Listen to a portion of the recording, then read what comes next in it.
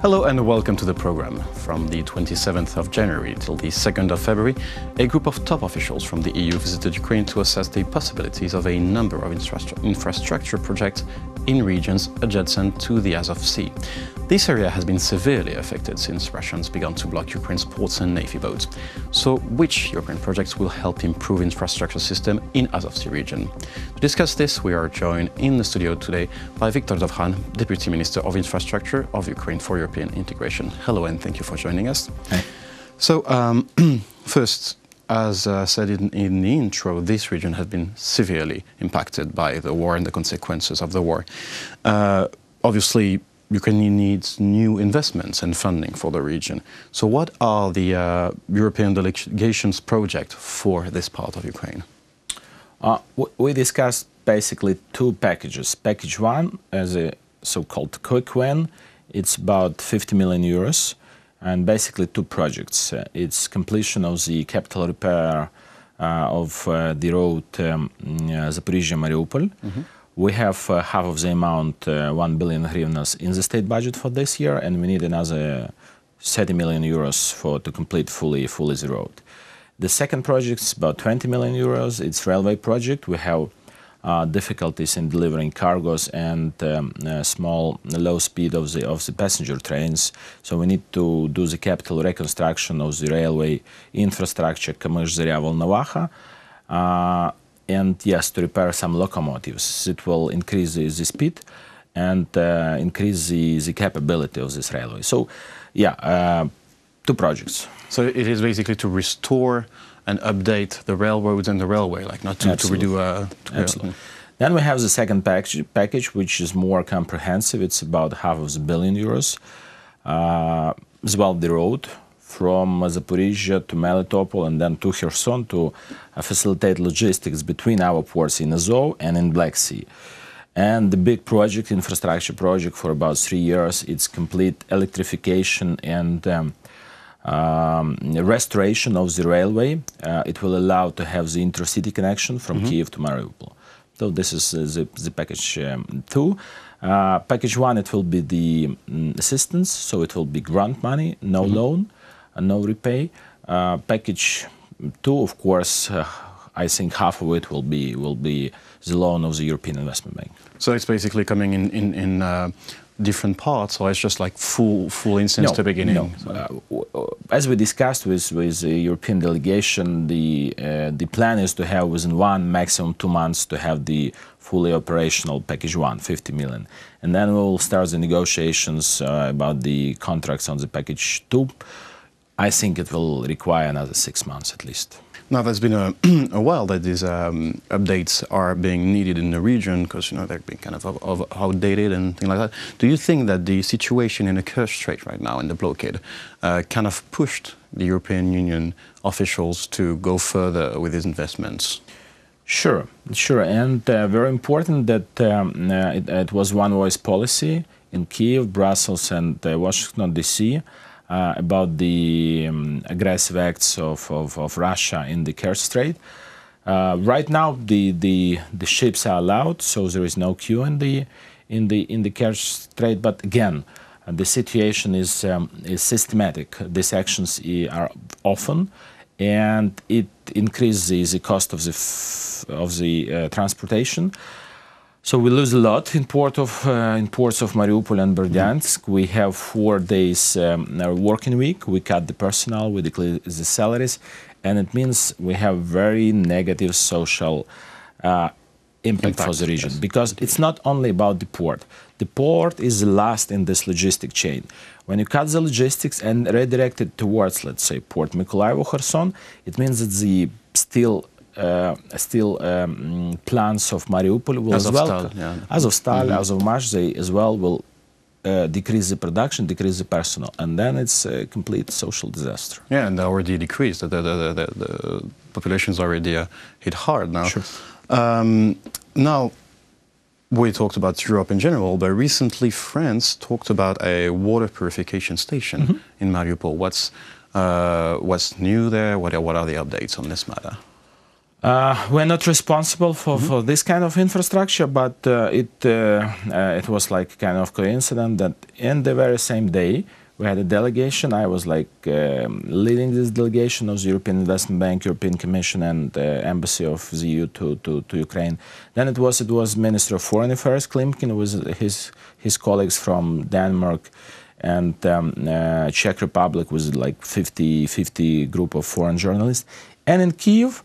And President of the Prime Minister and Ambassador of French Republic, Mayor signs the loan agreement, not the Mayor, the Minister of the Occupied Territories with the Mayor of Mariupol. They signed the loan agreement, it seems to me 60 million for this water purification project, which is quite good. The money were provided from the state budget of France, from the Treasury, so the terms are very favorable, privileged. So we hope, yes, that the local authorities will implement this project in the city of Mariupol. And how can these investments help? Because right now Mariupol is quite dependent, as we talked about Azov Sea and all this metallurgic industry. Is it possible that one day Mariupol can begin to be a port entirely dedicated to the sea, and kind of like cuts itself off from this, Soviet heavy industry past, like import, export? Purely import port and not only just producing. And look, if you invest in infrastructure $1, it will mean at least $3 effect for the economy. So let us imagine we put for the next year $500 million. So it means injection of the 1.5 billion euros in the economy. So again, it's employment, it's construction materials, it's steel, everything is needed for the infrastructure projects. Lawyers, economists, so a lot of people basically will work and implement it.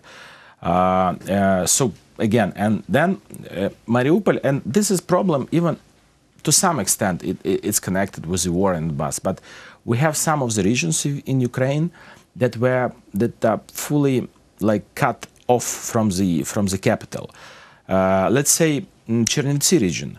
Logistics is not as good as yes, we opened the direct connection, the air connection between Chernivtsi and Kyiv-Boryspil, but again, the train is more than 12 hours, right? Yes. The roads are not in a good shape, and they don't have connections with Romania, which is as well important. I mean, yeah. The same is with Uzhhorod, but we hope next month we'll open renew the direct air connection from Kyiv to Uzhhorod. But again, we need to invest to the regional infrastructure because as we do it more connected between the regions, it means mobility of the people. People can work, can travel, and it opened the region. Look, let us be frank. A foreign investor will not go to the city where he needs to spend 12 hours in the car or 19 in train, or yes. No, direct connection. It means opportunities. Now, it goes as you talked about the war. That's an interesting issue here, is that foreign investors are basically, for Mariupol at least, bidding on a city that is, well, on its north flank, covered, like cornered by the Russian-led forces, right? Plus you have the Kerch Strait.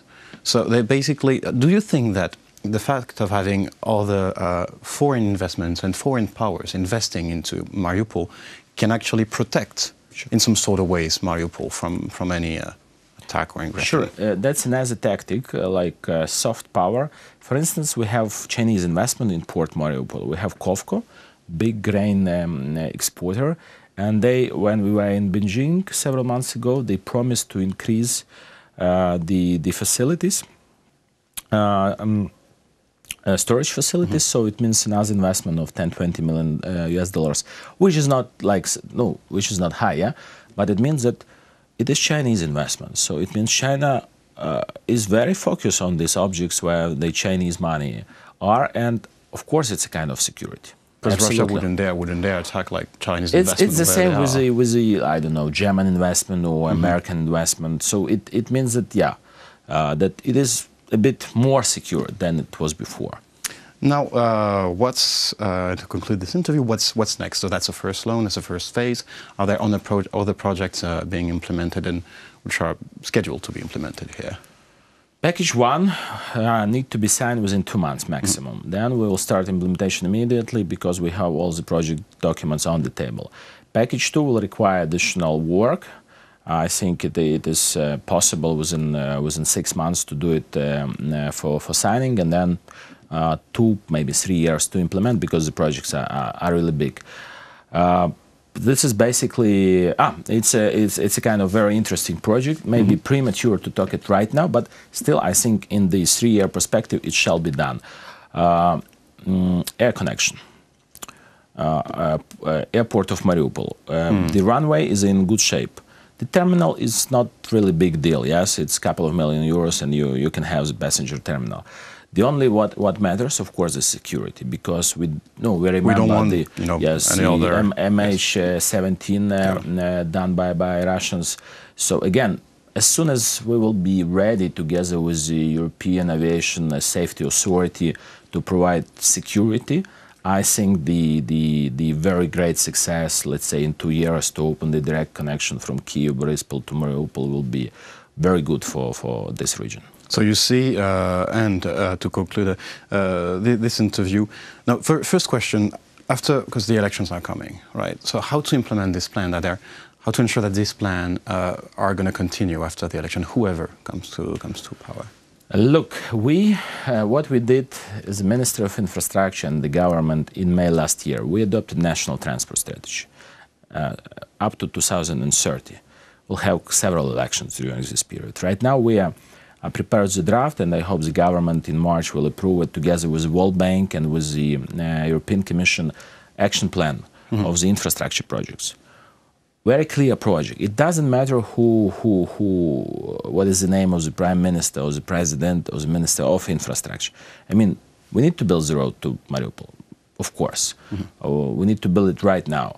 Then next year we need to build the road from Melitopol to Kherson, of course. So it doesn't matter who is represented in the parliament or in the government. And again, this is this concrete strategic document which was adopted, and I think all the governments and ministers and local authorities will follow it, notwithstanding the fact of the result of the election. And it's time to conclude this interview. You really see in this region some potential here to being developed. I mean, Mariupol and all this Azov Sea and the southeast. I see potential in all the regions of Ukraine to be developed. I'm not from the east, yes, but of course we pay a lot of attention because they definitely suffered a lot. I mean, in terms of infrastructure, I don't want to talk about the military or social impact. It's of course it's awful, but we need definitely again. I was in Mariupol 2 years ago, and then we discussed the national transport strategy and projects for the region, which we are implementing right now. Yes. And it was a very good statement of the mayor of Mariupol. He said, look, we need to do the Mariupol as a West Berlin, because our people from frontier line, they need to see these nice roads, nice cafeterias, work, social development. So if we manage to do Mariupol as a West Berlin, then we will peacefully return the territories. Well, thank you for this overview of the situation. It was a pleasure to have you in the studio today. Thank you very much. That was Victor Dovhan, Deputy Minister of Infrastructure of Ukraine for European Integration. Thank you for watching the program, and stay tuned for the rest.